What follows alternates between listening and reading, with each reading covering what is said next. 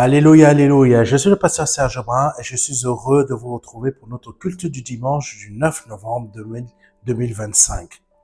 Je tiens d'abord à m'excuser pour notre conférence du 8 novembre 2025 qui n'a pas pu se faire comme prévu parce que tout simplement, comme je l'ai expliqué sur une petite vidéo afin d'avertir le maximum de personnes, notre équipe qui gère la conférence du 8 novembre 2025, malheureusement, a reçu des menaces. De personnes très mal intentionnées qui ont fait des appels masqués afin de les menacer par rapport à la conférence, parce que malheureusement, les conférences qui viennent de Dieu dérangent énormément de personnes. Donc, je tiens à m'excuser pour cette conférence qui n'a pas pu se tenir et je tiens à vous informer que cette conférence est décalée à le mois de décembre et sera diffusée aussi en direct. Donc, je vous dirai où elle sera réalisée, où elle va être faite. Et pour toutes les personnes qui souhaitaient venir le 8 novembre mais ne pourront pas nous rejoindre au mois de décembre, vous inquiétez pas, nous avons prévu de faire une diffusion en direct. Que Dieu vous bénisse. Que Dieu vous bénisse abondamment et nous allons voir le message d'aujourd'hui que le Seigneur a prévu de nous donner. Amen. Donc, le thème d'aujourd'hui, c'est justifié par le sang de Christ. Justifié par le sang de Christ. Vous savez, être justifié par le sang de Christ, ce n'est pas être justifié pour pouvoir pécher à nouveau, comme nous avons vu dimanche dernier. Aujourd'hui, je vais vous partager quelques versets et le Saint-Esprit va nous conduire. Nous allons aller dans Éphésiens chapitre 1 verset 7 qui dit ceci. En Christ, parce qu'il s'est offert en sacrifice,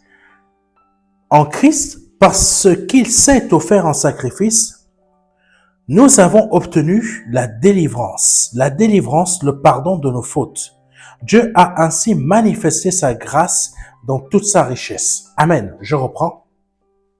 Éphésiens chapitre 1 verset 7 qui dit ceci. En Christ, parce qu'il s'est offert en sacrifice, nous avons obtenu la délivrance, le pardon de nos fautes. Dieu a ainsi manifesté sa grâce dans toute sa richesse. En Christ, parce qu'il s'est offert en sacrifice. Le Seigneur s'est offert en sacrifice.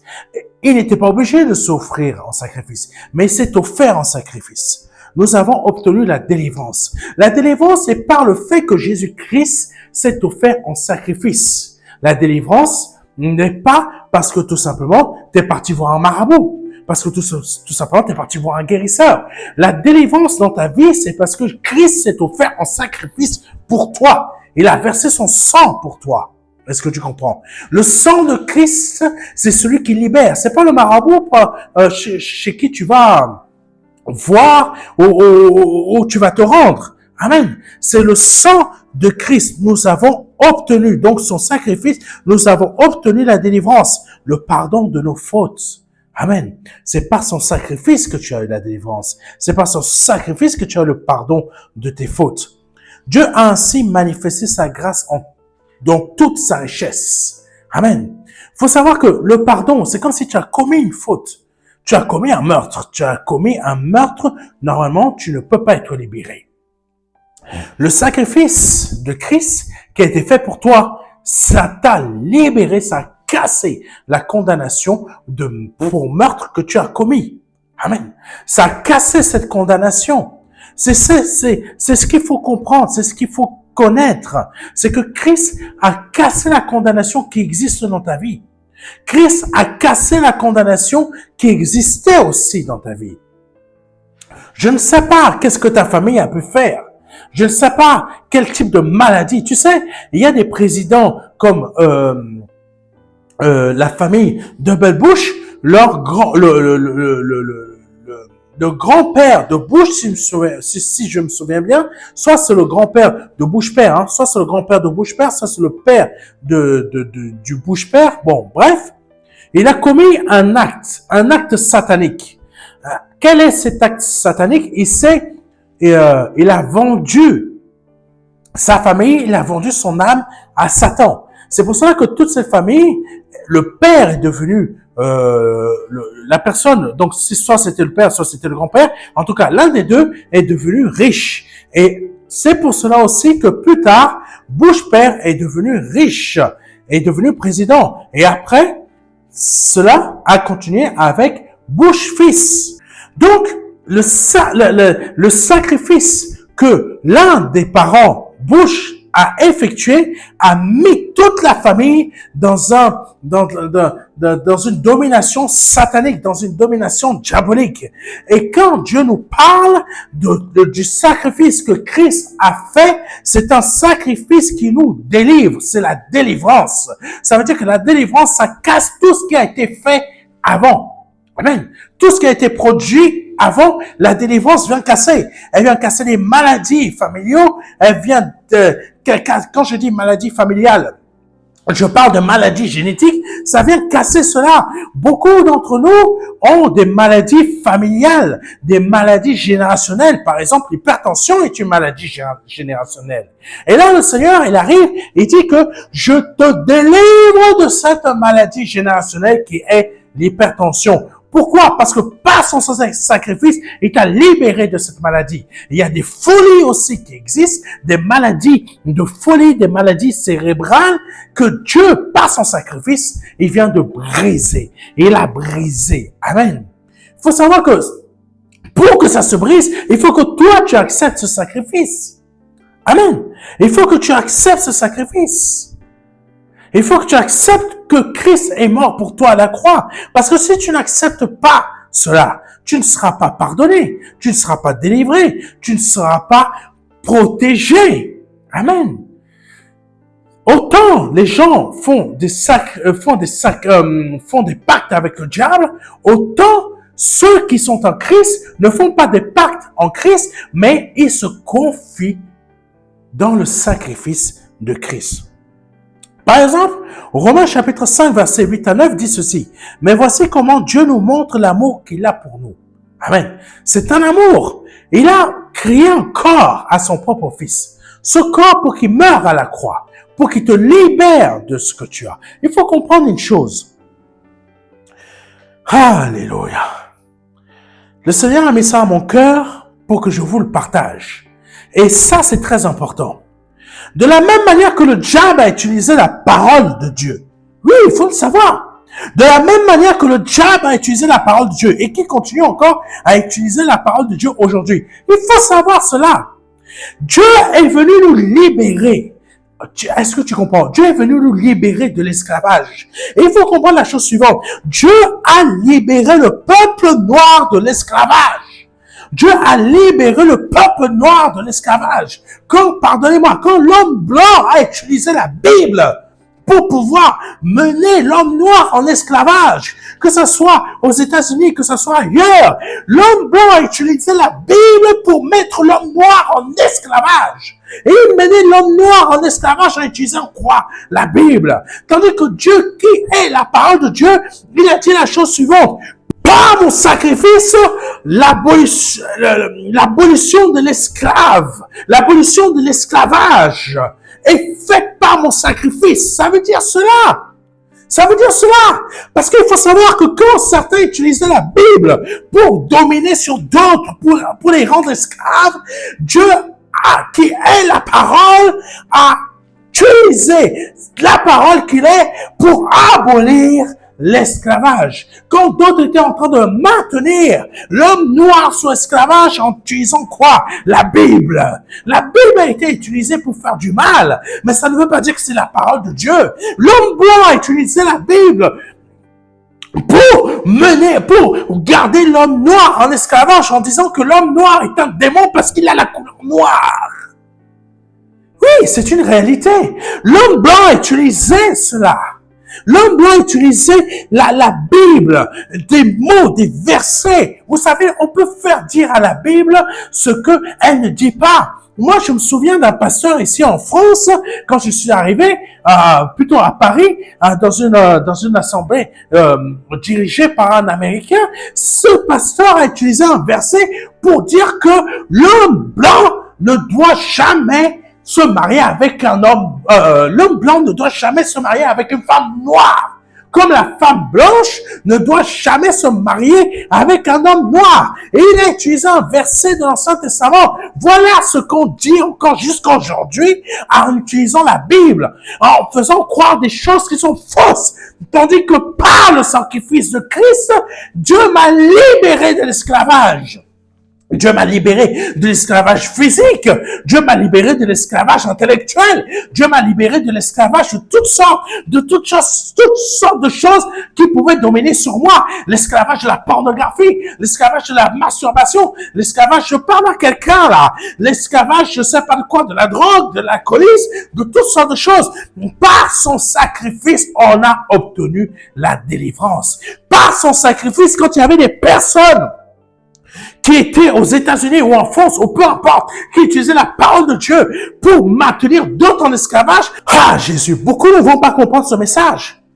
Quand tu utilises la Bible pour maintenir un peuple, pour maintenir une catégorie de personnes sous esclavage, Jésus, lui, par son sacrifice, il a libéré les gens. Tu sais, je vais te dire une chose qui va te choquer. C'est pas la Bible que tu dois connaître par cœur. C'est pas 50 000 versets que tu dois avoir dans le cœur et que tu dois connaître par cœur. C'est pas ça. C'est que Jésus, ce que Jésus est, la parole qu'il est, ça doit être gravé en toi. C'est pas connaître par cœur. C'est ce qu'il est qui doit être gravé en toi. En toi, marqué, gravé, on grave avec comment on appelle ça, le burin, on tape avec le marteau, c'est dans ton cœur, on tape.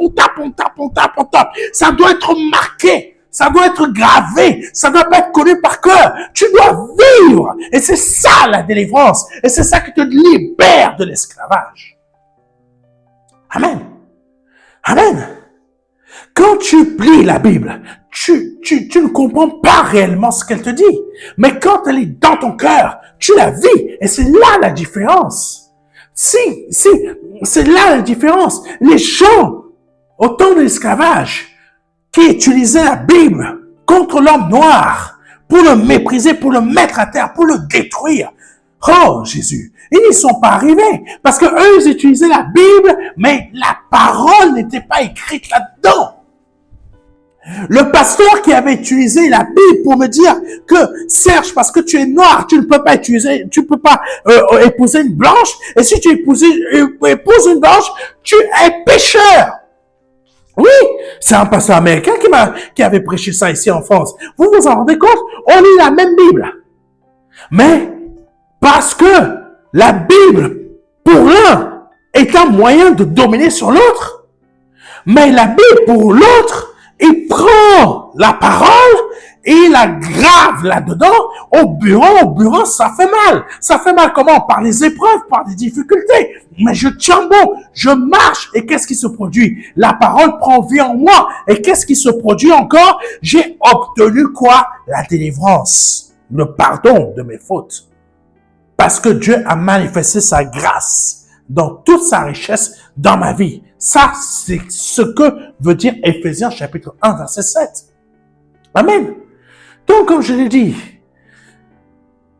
beaucoup de personnes utilisent la Bible pour faire du mal. Mais Dieu a utilisé sa parole pour nous libérer. Amen. Romains chapitre 5, verset 8 à 9.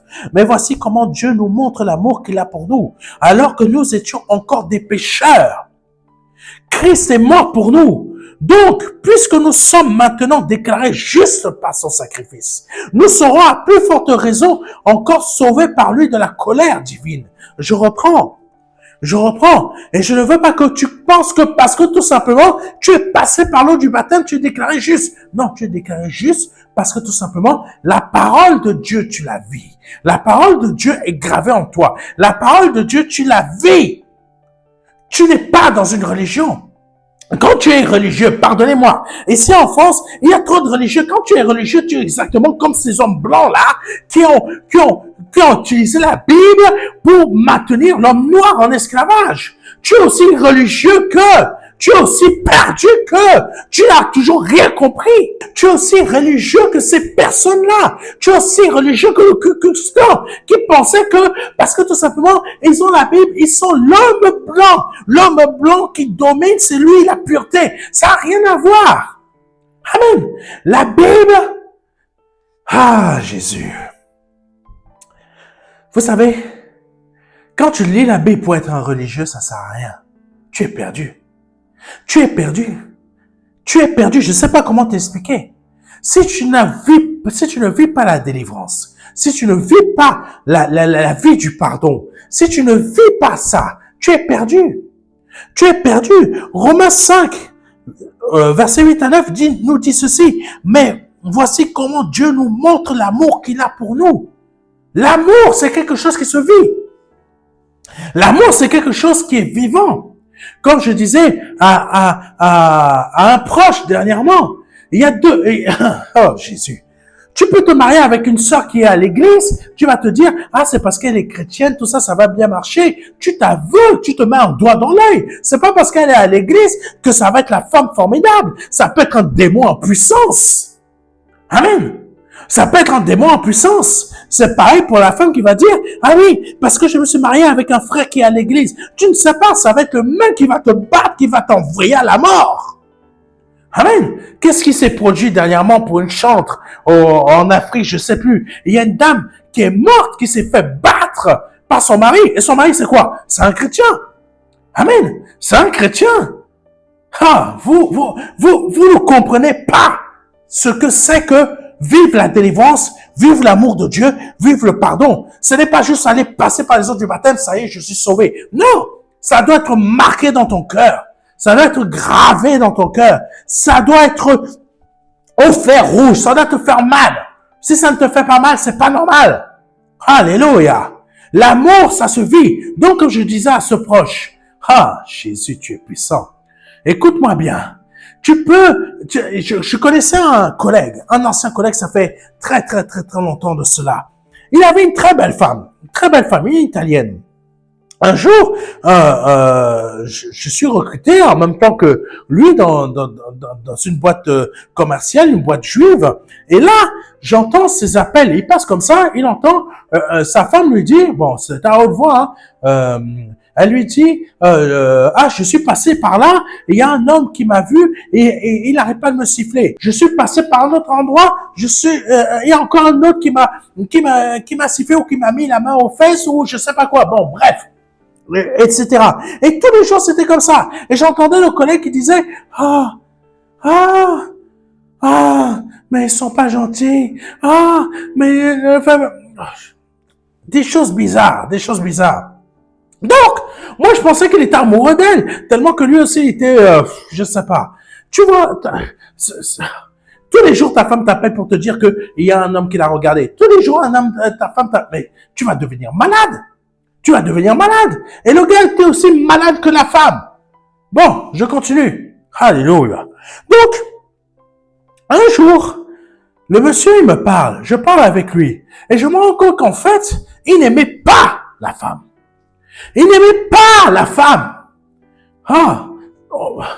Bon, je vais vous expliquer. Il n'aimait pas cette femme. Il aimait le corps. Il n'aimait pas la personnalité. Et quand Dieu, là, il est en train de nous dire, voici comment Dieu nous montre l'amour qu'il a pour nous. Dieu, c'est notre personnalité qu'il aime, notre esprit, nous, ce que nous sommes. C'est pour cela qu'il a envoyé son fils. Parce que je n'ai pas fait tout ça, toute cette œuvre, créer mes enfants-là pour qu'ils se perdent. C'est pas le corps qu'il aime. C'est la personnalité, ce que tu es.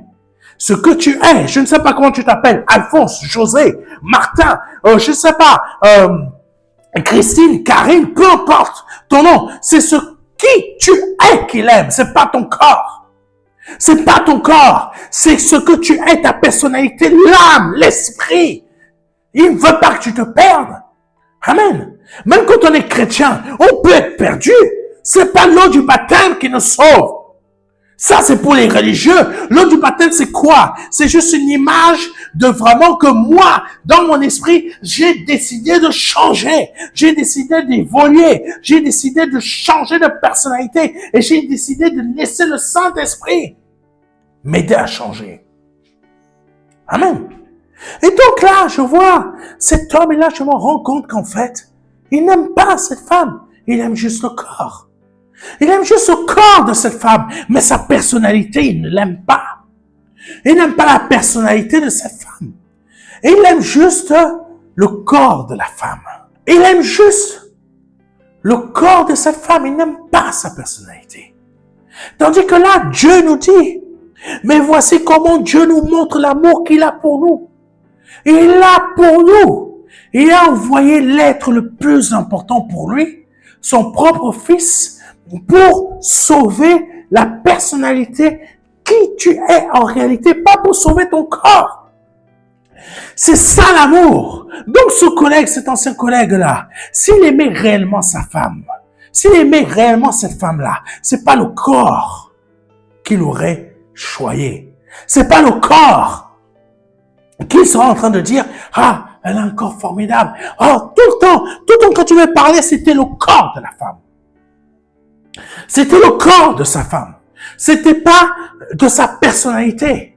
Ah, elle est comme ça. Ah, j'aime sa manière de penser. Ah, j'aime sa façon de réfléchir.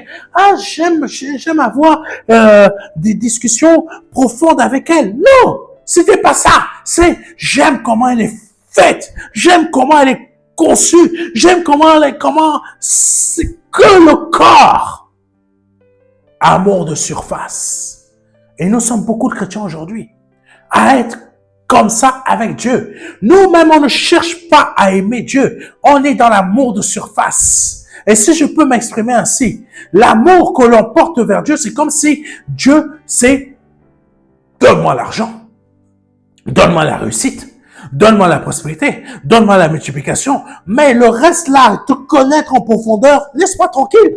Je ne veux pas te connaître en profondeur. Moi, je veux simplement que tu m'apportes ce qui plaît à mon être charnel. Beaucoup de chrétiens, on est comme ça ici en France. Ah, vous n'aimez pas entendre ça, hein? L'amour de surface, c'est la même chose que mon ancien collègue, il avait envers sa femme. Donc, quand sa copine, c'est pas sa femme. Et quand un jour, quand elle ne voulait pas l'accueillir chez elle pour, bon, bref, vous avez compris, faire des machins, tout ça chouette, ben, il était en colère parce que tout simplement, il n'aimait pas cette femme. Il n'aimait pas cette femme. Et même pour vous dire, cette dame avait même un enfant trisomique. Un enfant qui avait, autiste, qui était autiste. Lui, ce qu'il voulait, c'était quoi? C'était la chose suivante. Débarrasse-toi de cet enfant afin que moi je puisse être libre de venir, de faire mes affaires avec toi. Il n'aimait pas cette femme. Parce que s'il aimait réellement la femme, il aurait aimé cette femme en profondeur, son esprit, sa façon de penser. Et il aurait soutenu cette femme pour son enfant qui n'était même pas le sien. Et il aurait aidé, il aurait encouragé cette femme, il aurait soutenu, il aurait dit, bon, maintenant, puisque je t'aime la personnalité que tu es, je vais t'aider avec cet enfant qui est autiste, on ne va pas s'en débarrasser, mais je l'aime comme toi, je t'aime. Amen. Ça veut dire qu'il prend l'enfant, et il soutient son épouse, et il apporte elle et son enfant. Ça, c'est l'amour. Ça, c'est aimer. Ça, c'est ce que Dieu a fait. Ce que Dieu a fait, il l'a... Oh, Jésus. Voici Romains 5, chapitre 8. Romains chapitre 5, verset 8 à 9. Mais voici comment Dieu nous montre l'amour qu'il a pour nous. Il est venu nous soutenir. Il est venu nous porter. Il est venu nous arracher aux ténèbres. C'est ce que Dieu veut faire dans ta vie. Il t'aime véritablement. Quand toi, peut-être, tu ne l'aimes pas véritablement, tu aimes simplement ce qu'il peut t'apporter. Mais lui, il t'aime véritablement et il veut que tu l'aimes aussi véritablement, pas dans ce qu'il peut t'apporter, mais dans ce qu'il est réellement pour toi.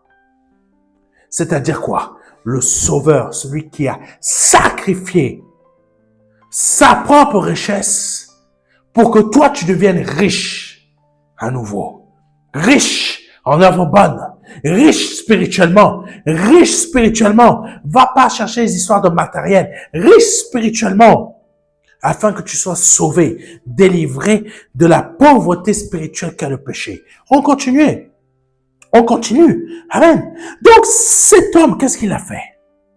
Donc, comme lui, il était omnibulé par le corps, comme il n'avait pas ses affaires, comme il ne pouvait pas faire ses affaires comme il le voulait avec cette dame, avec cette femme, parce qu'elle avait son enfant autiste avec elle, il était énervé. Qu'est-ce qu'il faisait? Il buvait alcool.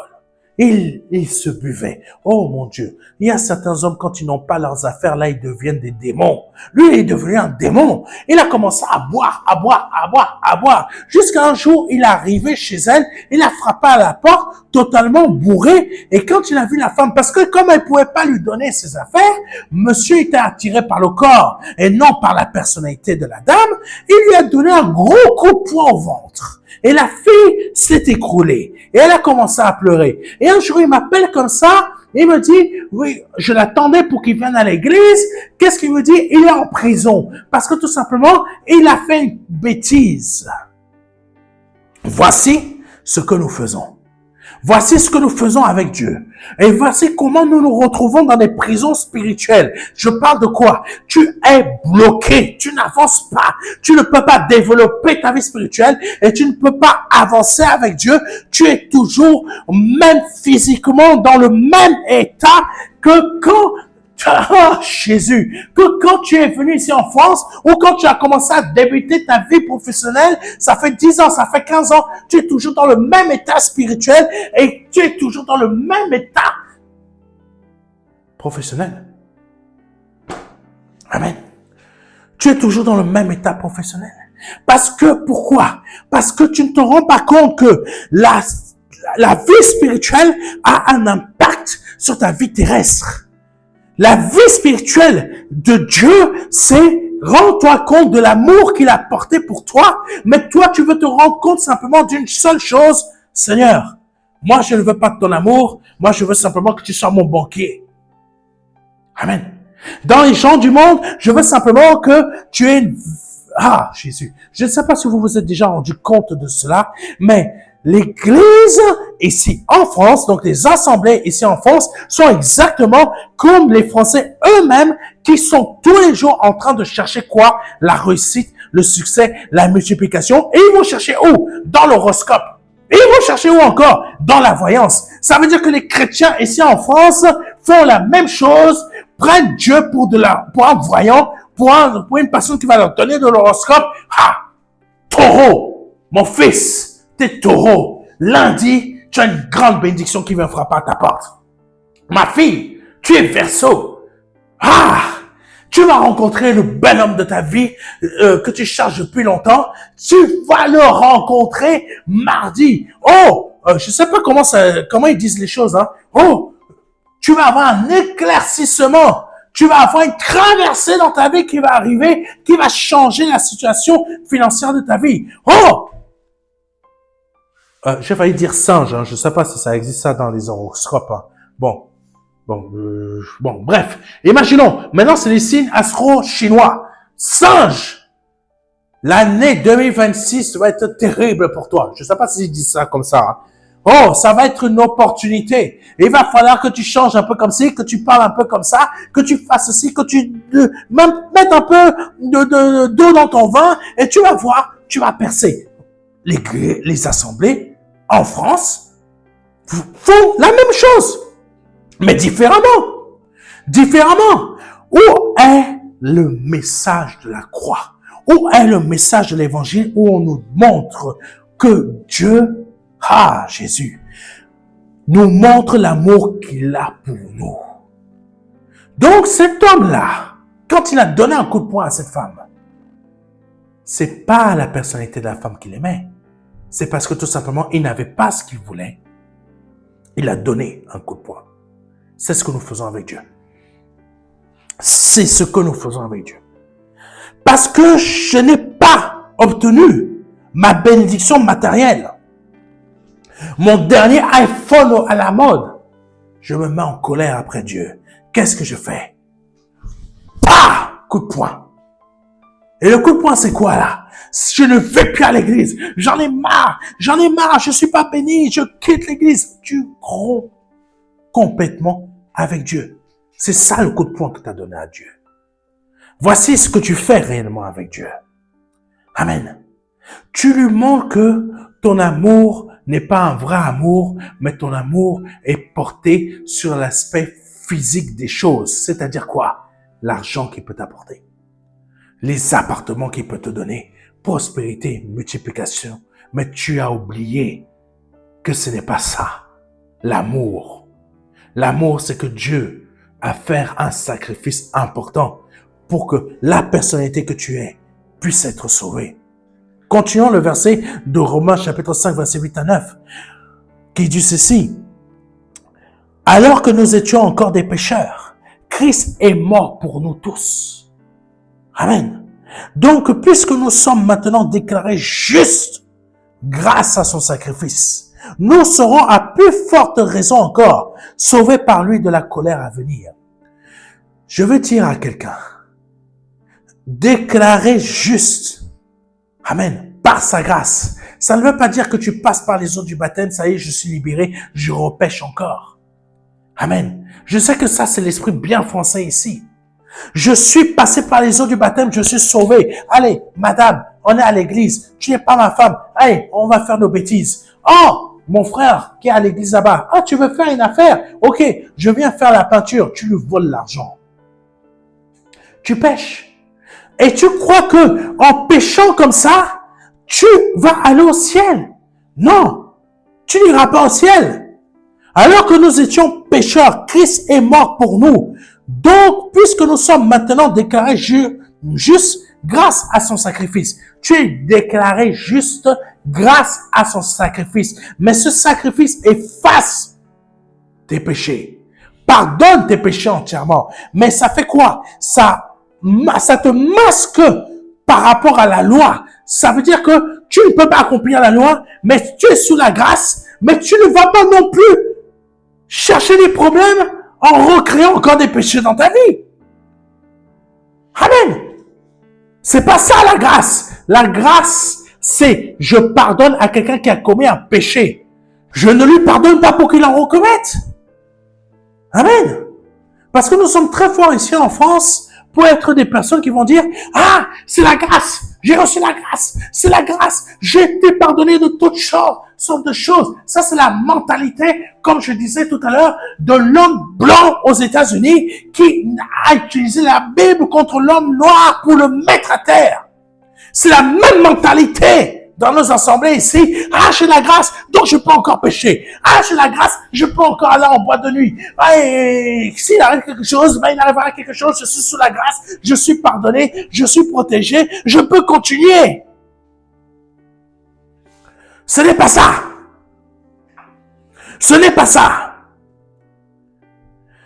Tu ne seras pas protégé de la colère à venir si tu agis ainsi. La grâce, tu es pardonné, mais ne recommence pas. Parce que tu n'as pas la force de marcher par toi-même pour plaire à Dieu. C'est pour cela qu'il y a la grâce. Et ça démontre l'amour de Dieu. L'amour de Dieu pour notre personnalité. L'amour de Dieu pour quelqu'un qui ne mérite pas d'être sauvé, mais qui est sauvé. Cette femme-là dont j'étais en train de vous parler, elle ne méritait pas l'amour de ce gars, mais il pouvait le lui donner. Aimer sa personnalité. L'enfant de cette dame ne méritait pas l'amour de ce monsieur, mais il donnait gratuitement l'amour même à cet enfant.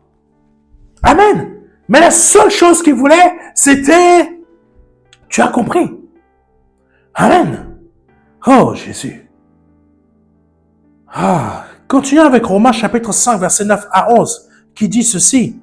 À plus forte raison donc, maintenant que nous sommes justifiés par son sang, serons-nous sauvés par lui de la colère. Verset 10. Car si lorsque nous étions ennemis, nous avons été réconciliés avec Dieu par la mort de son Fils, à plus forte raison, étant réconciliés, serons-nous sauvés par sa vie. Et non seulement cela, mais encore, nous nous glorifions en Dieu par notre Seigneur Jésus-Christ, par qui maintenant nous avons obtenu quoi? La réconciliation. Tu sais que beaucoup de personnes se servent de ce verset dans la Bible pour juste dire que ça y est, c'est fini, je suis libéré, j'ai gagné, maintenant, je peux recommencer mes bêtises. Amen. Je peux recommencer mes bêtises. Tu couches là, tu couches là-bas, tu fais ci, tu fais la fornication, tu reprends la drogue, tu reprends l'alcoolisme, tu reprends la pornographie, tu reprends les singeries là-bas, pardonnez-moi, les diaboltins là-bas, tu reprends ton libertinage, à droite, à gauche, tu reprends tes mauvaises choses. Et pour toi, tu es sauvé, tu as le droit de le faire. Mon Dieu, mais mon Dieu Shakaya Sonto. Mon Dieu n'a pas sacrifié son fils par amour pour que toi tu reprennes tes péchés comme avant. Amen. Parce que là, quand l'apôtre Paul parle, il dit maintenant nous sommes justifiés par son sang. Serons-nous sauvés? En gros, nous sommes sauvés par son sang, nous sommes graciés. Nous sommes graciés. Nous étions ennemis avant, mais maintenant nous ne sommes plus ennemis. Nous sommes fils maintenant. Fils. Ah, Jésus. Oh, Jésus. Comprenez la chose suivante. C'est pas parce que tu es justifié. Une personne justifiée ne peut pas recommencer les péchés. Une personne qui passe par les eaux du baptême, qui continue à pécher, n'est pas justifiée. Elle n'est pas justifiée. Parce qu'une personne justifiée va chercher à aimer Dieu pour ce qu'il est. Pas pour ce qu'il peut lui apporter. Pour ce qu'il est. Ah, Jésus. N'aimons pas Dieu pour ce qu'il peut nous apporter. N'aimons pas, quand on est marié, une femme pour son corps. Amen. Aimons une femme par rapport à sa personnalité. Amen. Comme je disais encore à ce proche, quand des hommes et des femmes se marient à l'église, ils sont là en train de faire leurs affaires, mais 3 mois après, ils en ont marre, parce que c'est la même personne. Prends l'exemple d'un Coca-Cola. Tu bois. Au bout d'un moment, tu vas en avoir assez. C'est pareil. C'est la même chose. Mais quand tu connais la personnalité, quand tu aimes la personnalité, quand tu soutiens la personnalité, 10 ans, ça te paraît un jour. 20 ans, ça te paraît 2 jours. 30 ans, ça te paraît 3 jours. Et ainsi de suite pour ceux qui sont mariés depuis très longtemps. Amen. C'est la même relation avec notre Seigneur. Un coup d'épée par là, je suis toujours là, Seigneur. Un coup de couteau par là, je suis toujours là, Seigneur. Un coup de massue que tu as reçu là-bas, je suis toujours là, Seigneur. Même si j'ai du sang, même si je saigne, je suis toujours là. Je ne t'ai pas lâché. Amen. Accident par là, tu as déjà abandonné Dieu. Ton fils a eu un accident, tu as abandonné Dieu. Tu as perdu ton emploi, tu as abandonné Dieu. Amour de surface. Amour de surface. Quand Dieu nous a justifiés par Christ. Parce que tout simplement, il nous a montré par son amour qu'il aimait notre personnalité. Et qu'il nous a justifiés afin de marcher en nouveauté de vie. Pour que nous ne soyons plus perdus, mais que nous soyons justifiés. Et une personne justifiée, c'est quoi? C'est une personne qui marche en nouveauté de vie parce qu'il montre qu'il aime réellement le Père.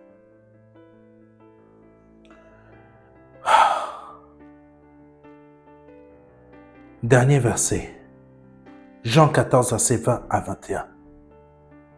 En ce jour-là, vous connaîtrez que je suis en mon Père, que vous êtes en moi et que je suis en vous. Je reprends. Jean 14, verset 20 à 21. En ce jour-là, vous connaîtrez que je suis en mon Père. Jésus a dit, vous connaîtrez que je suis en mon Père. Est-ce que Jésus a une vie de péché? Toi, aujourd'hui, tu dis que tu es justifié, mais tu as une vie de péché. Et il est dit, en ce jour-là, vous connaîtrez que je suis en mon Père et que vous êtes en moi et que je suis en vous. Si Dieu est juste, comment toi qui es en Christ, comment Dieu peut te supporter? Réponds-moi. C'est bien beau de faire des vidéos TikTok, etc. pour dire des choses, tu es pardonné, etc. Tu passes la pommade, tu passes la pommade, tu passes la pommade, tu fais croire à la personne que continue tes péchés. Dieu ne te punira jamais. Dieu ne punit pas, hein. C'est pas ça, hein. Mais tu iras en enfer. Je préfère te dire les choses. Continue tes péchés. Tu as déjà été justifié. Peu importe ce que tu fais. Ah, la belle fille blonde là-bas à ton travail te plaît, hein. Ah, tu t'es donné à Jésus-Christ, mais quand tu la vois là, tu as envie de faire des choses avec elle. N'est-ce pas? Hein? Ah, le beau gosse là, le noir là, mignon tout plein. Ah, t'es à l'église, hein? Mais tu rêves de lui, hein? T'as envie d'aller faire les choses, hein? Hein? Ça te dit, hein? Je parle des réalités. Des réalités qui sont dans le cœur de beaucoup d'entre nous. Et on dit qu'on est justifié. Et quand on voit une vidéo TikTok qui dit « Tu t'es donné à Christ, ça y est, tu n'as plus de péché. » Donc ça te dit quoi? Ça te motive. Ah, cette fille là-bas, mon travail, elle me plaît, vu que je n'ai plus de péché. Allez, allons-y. Allez, Anouaï. Et là, tu y vas. Tu y vas. Tu y vas. Mais tu ne te rends pas compte. En Jésus, il n'y a aucun péché. Là, il est dit, en ce jour-là, vous connaîtrez que je suis en mon Père et que vous êtes en moi et que je suis en vous. Si Christ est juste, comment il peut être en toi qui est injuste? Verset 21. Celui qui a mes commandements et qui les garde, c'est lui qui m'aime. Je te l'ai dit tout à l'heure, au burin, la loi, la loi, la parole. Amen. La parole, mais sous la grâce, parce que tu ne peux pas l'accomplir toi-même. Burin, au fer rouge. Voilà. Oh Jésus, celui qui a mes commandements et qui les garde, c'est celui qui m'aime. Et celui qui m'aime sera aimé de qui? De mon Père. Je l'aimerai et je me ferai connaître à lui. Alléluia. Et je me ferai connaître à lui. Mes frères, mes sœurs, je ne suis pas là pour vous donner un évangile de prospérité. Je suis là pour vous donner un évangile qui va vous sauver. Et c'est le seul et l'unique. L'évangile de prospérité va vous envoyer en enfer. Et vous ne vous en rendez même pas compte. Cette fin d'année, vous allez faire quoi? Des dons énormes. Juste pour que l'année prochaine, vous ayez de la richesse. Mais je te dis, c'est la mort que tu as récoltée. Commence à chercher Christ réellement. Commence à vouloir l'aimer véritablement. Aimer sa personnalité. Aimer ce qu'il est. Et tu seras sauvé. Tu seras justifié. Amen. Que Dieu vous bénisse. C'était le pasteur Serge Brun. Si tu veux te donner au Seigneur, que là vraiment, tu ne veux plus résister à Dieu, mais que tu veux te soumettre à lui. Répète après moi. Seigneur, je te demande pardon pour mes péchés. Je te demande pardon pour mes offenses. Je te demande pardon pour ce que j'ai pu dire, pu penser qui n'a pas été à ta gloire. Je me repens véritablement. Je reconnais que je suis un homme pécheur, une femme pécheresse. Je confesse tous mes péchés devant toi. Aujourd'hui, je veux te connaître véritablement, je veux t'aimer véritablement, comme toi, tu as décidé de m'aimer véritablement. Aimer la personnalité que je suis. Je veux faire la même chose. Je te demande pardon et je m'en repens. Je confesse et je reconnais que tu es Dieu, que tu es le Fils du Dieu vivant, que le Père t'a formé un corps, qui t'a envoyé sur cette terre mourir à la croix pour moi et verser son sang précieux pour moi, qui m'a libéré de tout péché.